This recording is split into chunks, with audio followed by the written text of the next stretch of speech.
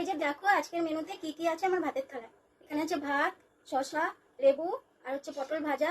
এখানে আছে লাউ দিয়ে মাছের মাথা দিয়ে তরকারি, আর এখানে আছে চারাপোনা মাছের কারি, আর আছে আমের টক। তো চলো বন্ধুরা শুরু করা যাক।